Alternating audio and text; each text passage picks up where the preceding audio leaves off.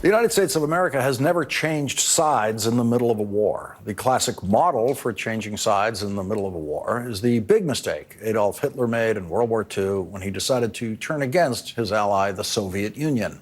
After Soviet dictator Joseph Stalin got over the initial shock of Hitler changing sides in the middle of the war, he joined in an alliance with Great Britain and eventually the United States to crush Adolf Hitler. Donald Trump has already changed sides in the war in Ukraine, and now it's just a question of whether he can get the rest of the American government to change sides with him for the first time and betray the people of Ukraine. Yesterday, in a flight of sheer dementia, Donald Trump blamed Ukraine for starting the war, which began only when Russia invaded Ukraine. That is exactly like blaming Poland for starting World War II when Adolf Hitler invaded Poland. It's exactly the same thing.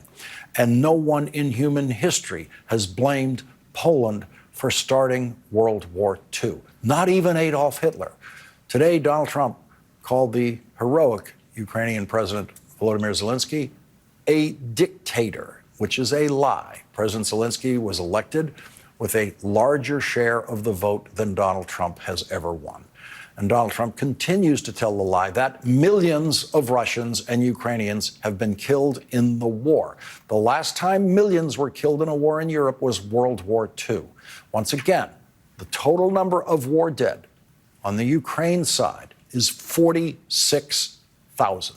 The total number of war dead on the Russian side is 854,280. Not millions. Still with us, Senator Sheldon Whitehouse, who's just returned from the Munich Security Conference. Senator, today some Republicans disagreed. You know, they're careful about their language, but they certainly disagreed with Donald Trump about calling Zelensky a dictator. Yeah, I think most all disagree. I will tell you that in the meetings we had in Munich, there was a very substantial array of Republican senators, including very senior ones like Lindsey Graham, who runs the Foreign Ops account for appropriations, the chairman of the Armed Services Committee, the chairman of the Foreign Relations Committee. And what our guests heard over and over again was their absolute support for Ukraine and for victory in Ukraine. The House Chairman of Armed Services, Mike Rogers, even said any resolution to this has to be a defeat for Vladimir Putin and has to be seen to be a defeat for Vladimir Putin. So it's going to be a real test of what you might call Trump-Servience in the Republican Party to see how many will push back against this. We are already seeing pushback. Trump is, he's flagrantly lying. And the worst thing is that not just that a president of the United States is lying about something where he's obviously lying, but that his lies track perfectly with the talking points of Vladimir Putin. So if you go back to, remember Trump-Russia? The Mueller report said there was Trump-Russia.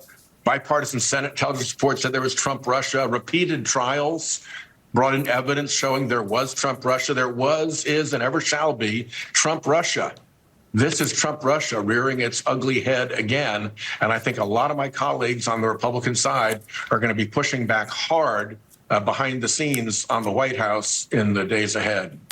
Senator Whitehouse, I just tried to write the word Trump-Servience without looking down so I could keep my eye contact with the camera, and it actually came out pretty good on my notes, but now I'm going to write it more carefully. Thank you for that word. You'll be hearing it here. Senator Sheldon Whitehouse, thank you very much for joining us tonight.